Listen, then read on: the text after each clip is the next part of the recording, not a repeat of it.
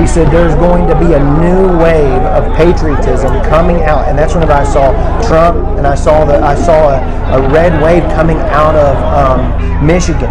And then I saw Oklahoma, and there was embers of people, and they were all on they had torches all throughout Oklahoma, and they were raising up these torches that looked like fire, and they were bringing forth a new patriotism upon the nation, and it was being birthed, and it just kept spreading like fire all throughout America, all throughout, and I saw Trump rising up, and then I saw an attempt on his life.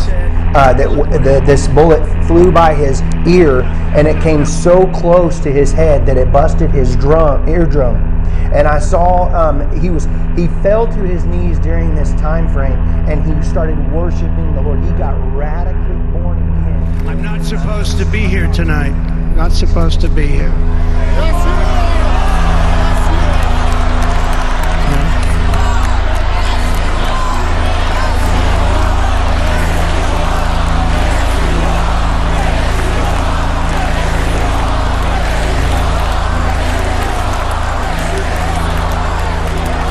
Thank you. But I'm not. And I'll tell you, I stand before you in this arena only by the grace of Almighty God.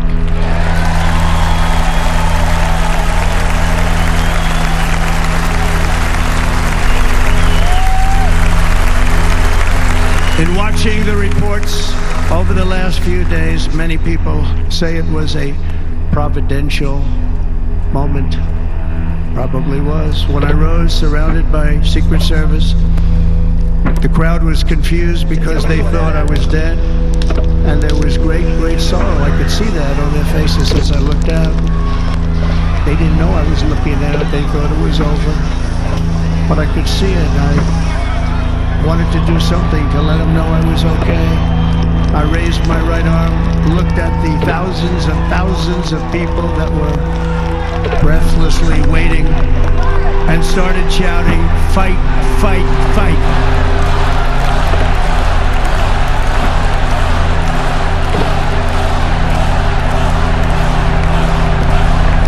Thank you. He started worshiping the Lord. He got radically born again during this time frame. I'm talking, people say he's saved now, but he becomes really on fire for Jesus, for what I saw coming.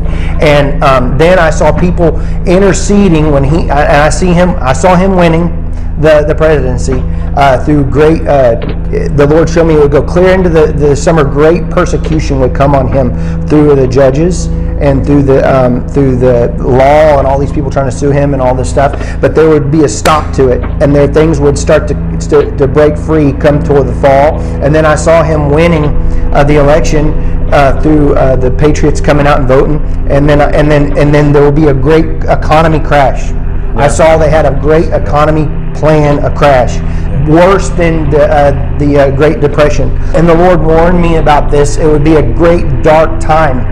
But I saw paddles coming upon America's soil like a shocking of the soil. And I saw Donald Trump praying in the office of the Oval Office, and he was weeping before the Lord with his hands on his head like this, but he was weeping. And there was ministers and people, I don't know if they were senators or Congress people or whatever, I just saw them pacing and back and forth inside of the White House. What is the White House, but it's the Oval Office. Yeah. And they were interceding all inside there, and I could feel the presence of the Lord so strong in this. And then I could see that darkness, that was the heaviness upon America with the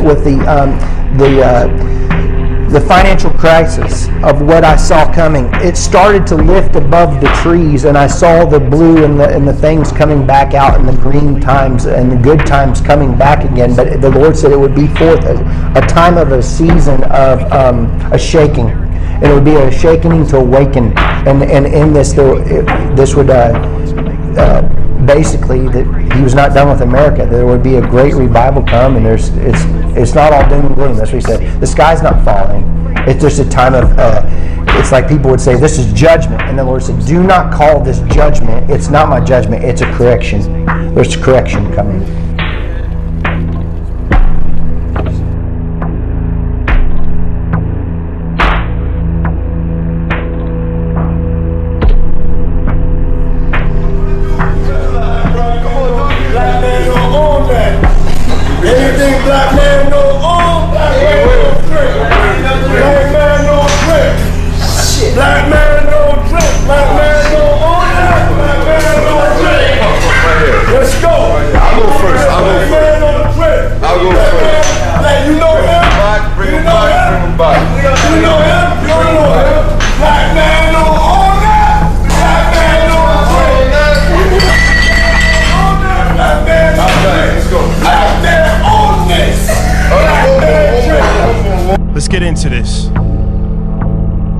Diageo situation, right?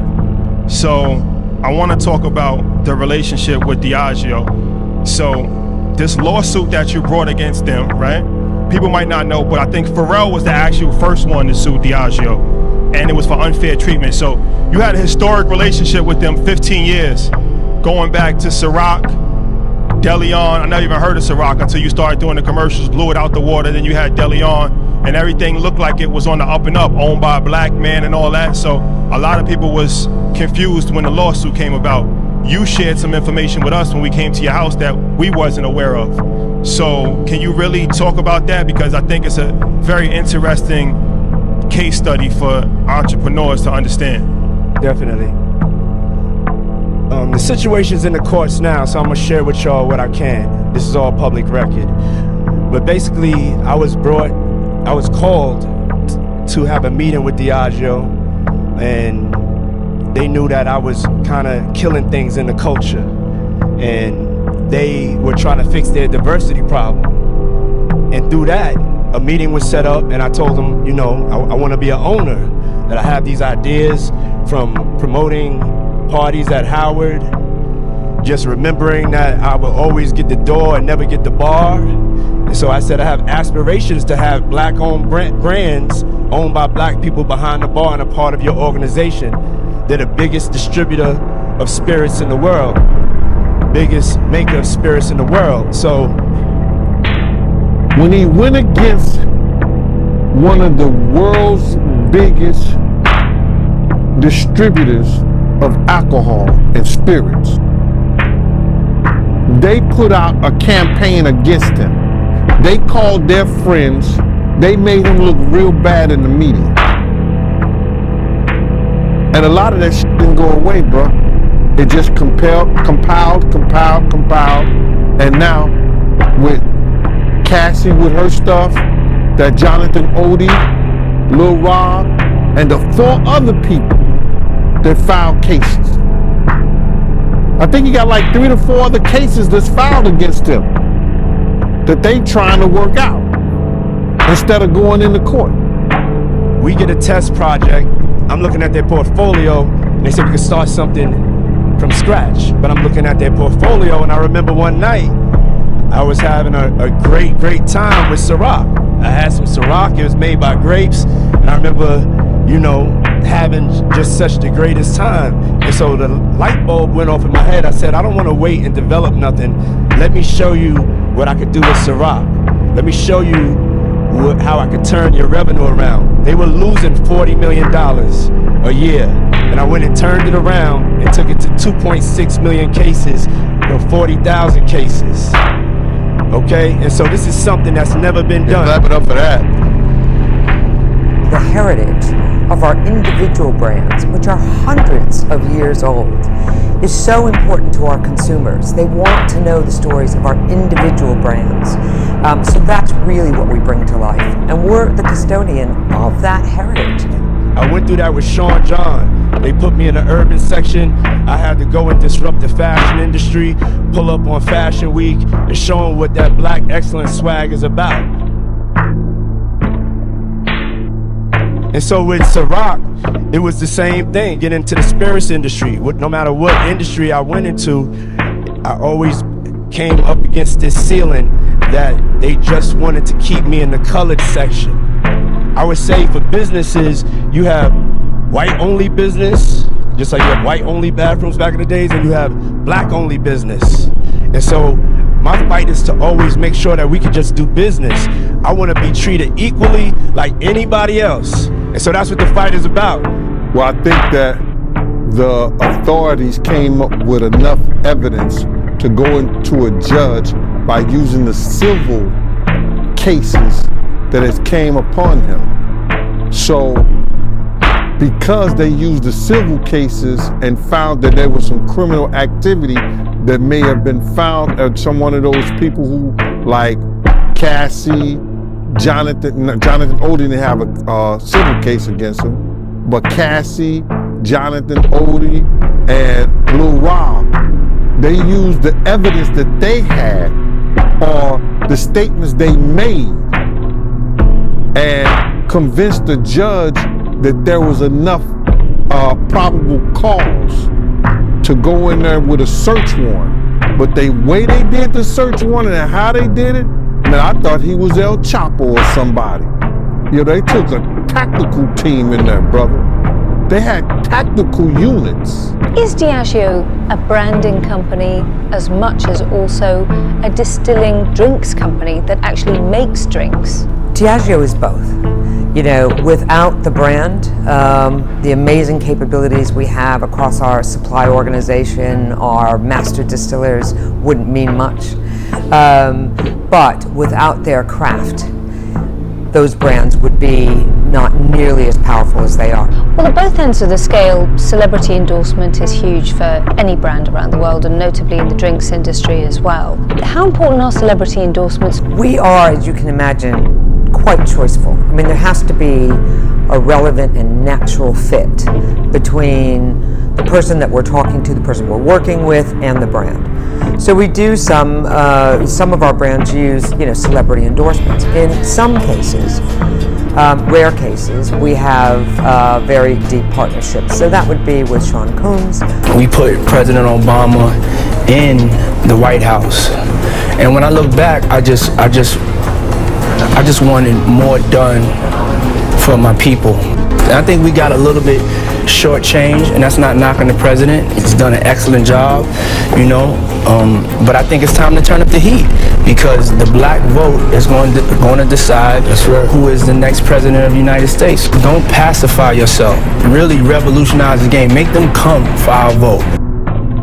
I think it's about telling the stories behind the brand. And there are so many stories we could tell, when you have hundreds of years of history.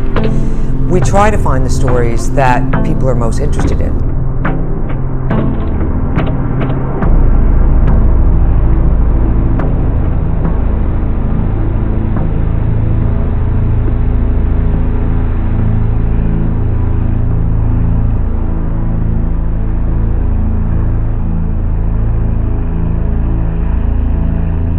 Confidential informants get paid good, but Puff was a millionaire. Him being a confidential informant, him getting money like that, it was favors. He been getting favors and been paying law enforcement people for years to protect him. You understand? To protect him. We had a lot of people on the payroll when we was doing security. Somebody might have this first 10 hours, that 10 hours, or whatever. He was paying law enforcement. He had a budget for law enforcement. Now, if something goes wrong, those people got friends in certain places. Then plus, he tells his handler, yo, can you make this go away for me? I'll give you this and that. Now, that could be a lot of speculations or whatever like that. But why would you have or be working for an FBI agent if you're not an informant? Why? So, when you got that kind of money, you could hire people to make a lot of things go away for you. Like you hire lawyers. Those lawyers have police officers and people working for them, and investigators. Those investigators were former officers. So all of them in the backyard in Diddy bed together. So what you think happened if he was an informant? Like, what made him turn him? Like I said, some people could retire. His name is too much in the news. Like, listen here, bro. They don't want you to be always in the news in a negative form. There's people that's probably worse than Diddy, but they not always in the news in the negative form. 30 years after the death of legendary rapper Tupac Shakur, the man accused of his murder, is now claiming that Sean Diddy Combs once ordered a hit on the rap icon. In a recent court filing, a 2009 interview between police and Dwayne Keefe D. Davis is making headlines yet again, as Davis is claiming that Diddy told him he would give anything for that dude's head, in reference to both Suge Knight and Tupac Shakur.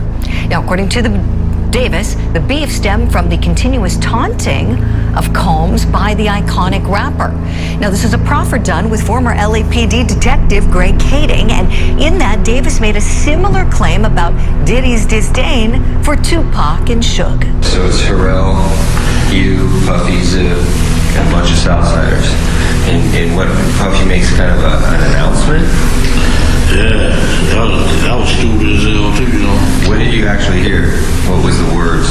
The best you can remember what he says. He said he didn't give us anything for them dudes there, you know. Give us 5 names of people who would say, yeah, we heard Puffy say that.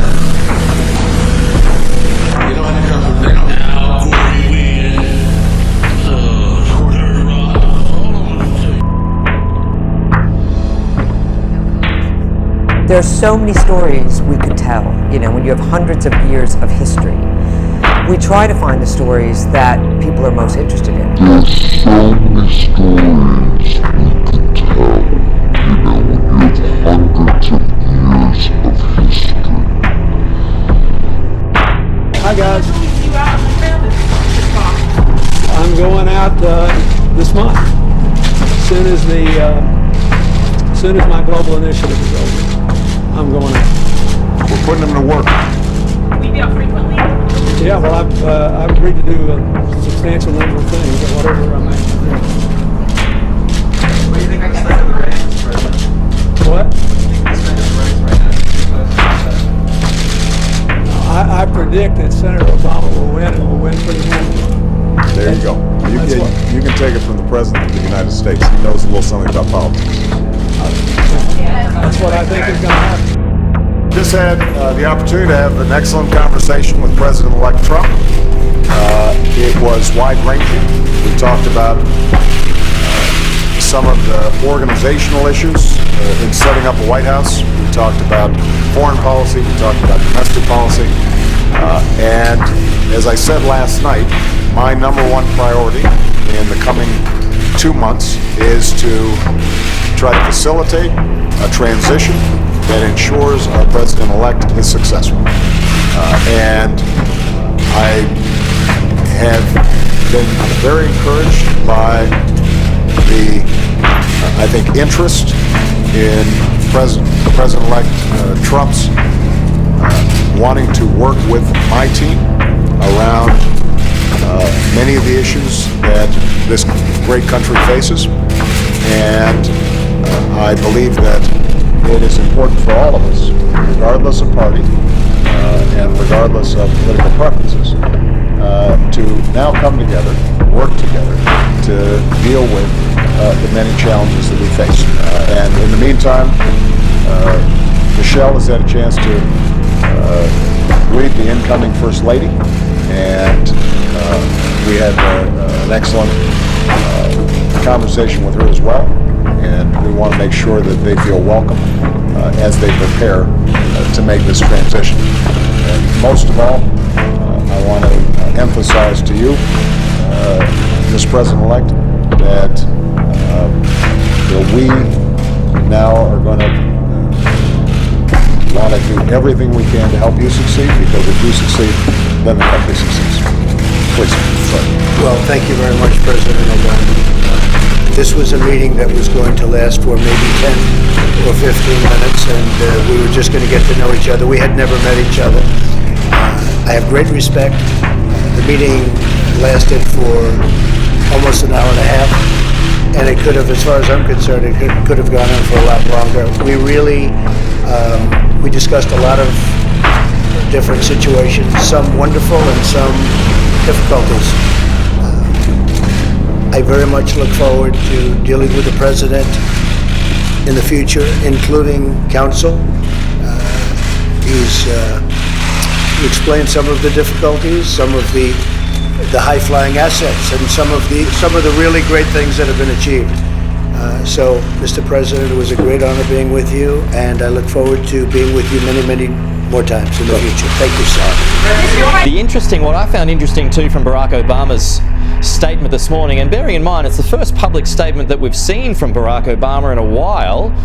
Obviously, he talked highly of Joe Biden's decision, but what was interesting there is that there was no endorsement of Kamala Harris. What do you make of that? Is that a suggestion to you that Mr. Obama wants an open convention? Yes, I think absolutely it is. I mean, he would have endorsed her if he wanted her to be anointed, if you like. Definitely. I mean, Barack Obama and Nancy Pelosi have made it clear to colleagues that they want to see an open contest here. They don't want Kamala Harris just to be put into the position. They think it's not a good look for that to happen, firstly. And secondly, of course, there could be another candidate who might be more effective against Donald Trump than Kamala Harris. But you've really got the Democratic Party split on this, Pete. A lot of people, Bill Clinton, for example, has come out in the last hour or so and has endorsed Kamala Harris. There's a lot of people who want the party just to coalesce around Harris. They think that's less divisive. They think it's the only way to go forward without more divisions within the party. But then, of course, you have the Barack Obamas and Nancy Pelosi's who want an open contest. And so that's really the big debate that we're going to see play out here in the next few days in Washington. Isn't the trouble too, and I know you've spoken about this too, when it comes to Kamala Harris, I mean, she's got that huge block of voters, the black vote there, and you know, you'd have to think that they'd be very upset if Kamala Harris wasn't at the top of the ticket, right, Cam? That's right, and I think the other problem is going to be, if they have an open contest, Pete, is that it won't actually be much of a contest, because Gretchen Whitmer, the Michigan governor, who would have been one of the frontrunners, has already said she won't challenge Harris.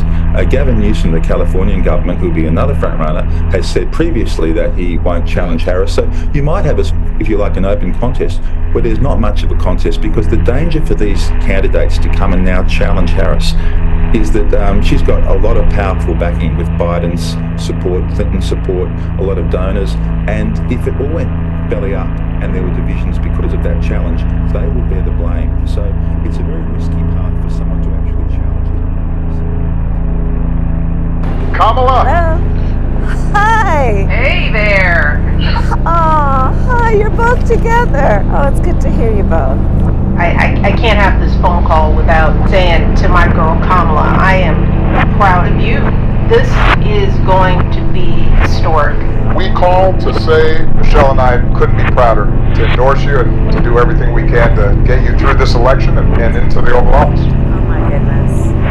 Michelle, Barack, this means so much to me. I'm looking forward to doing this with the two of you, Doug and I both, and getting out there, being on the road. But most of all, I just want to tell you the words you have spoken and the friendship that you have given over all these years mean more than I can express. So thank you both. It means so much. And we're going to have some fun with this too, aren't we? Do you believe that Vice President Kamala Harris is only on the ticket because she is a black woman? Well, I can say no, I think it's maybe a little bit different. So I've known her a long time indirectly, not directly very much. And she was always of Indian heritage, and she was only promoting Indian heritage. I didn't know she was black until a number of years ago when she happened to turn black, and now she wants to be known as black. So I don't know, is she Indian or is she black? She has always identified as a black woman. I respect either one. I respect either one, but she obviously doesn't, because she was Indian all the way, and then all of a sudden she made a turn and she became a black person. Just to be clear, sir, do you believe that I think somebody should look into that too when you ask, continue in a very hostile, nasty tone. Kamala? Yes, please. Okay, because the Indian in me, I feel like my parents, my dad will watch this. Just don't call me auntie. Okay, I won't call you auntie. They'll be like, how could you call her by her first name? She's worked so hard. Okay, so what we're gonna cook today is an Indian recipe. Yes. Because you are Indian. Yes. Okay, and I don't know that everybody knows that, but I find that wherever I go and I see Indian people at the supermarket, on the street, everyone's like, you know Kamala Harris is Indian, right? It's like our thing we're so excited about to have you running for president. So we're both Indian, but actually we're both South Indian. Yes. You look like the entire one half of my family. Okay, thank you. You do. I've been telling people we're related already, so this is perfect. It's basically true. He caused the inflation, and it's killing black families and Hispanic families and just about everybody. It's killing people. They can't buy groceries anymore. They can't. You look at the cost of food where it's doubled, and tripled, and quadrupled. They can't live. They're not living anymore. He caused this inflation. I gave him a country with essentially no inflation. It was perfect. It was so good. All he had to do is leave it alone. He destroyed it with his Green New Scam and all this money that's being thrown out the window. He caused inflation. As sure as you're sitting there, the fact is that his big kill on the black people is the millions of people that he's allowed to come in through the border. They're taking black jobs now, and it could be 18, it could be 19, and even 20 million people. They're taking black jobs, and they're taking Hispanic jobs, and you haven't seen it yet, but you're going to see something that's going to be the worst in our history. Chicago, the city hosting the Democratic National Convention next week, has been at the center of the national conversation on U.S. immigration policy.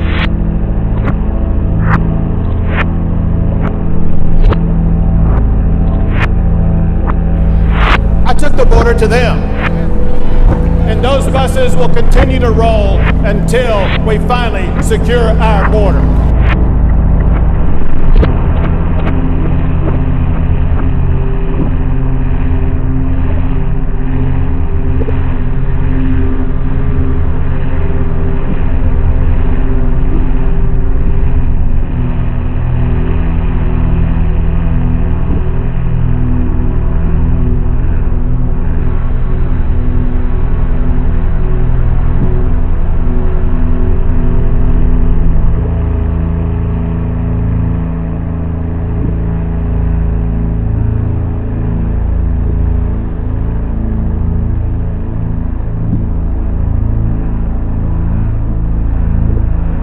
They're poisoning the blood of our country. That's what they've done. They poison mental institutions and prisons all over the world.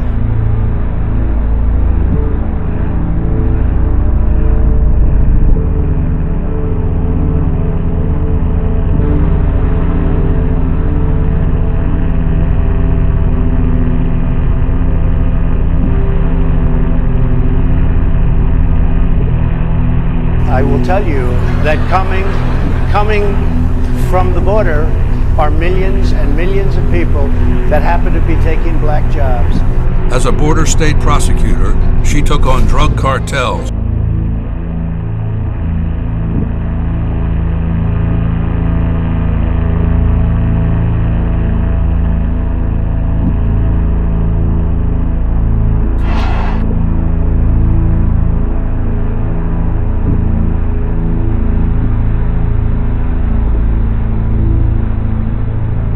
Earlier this year, we had a chance to pass the toughest bipartisan border security bill in decades. But Donald Trump tanked the deal.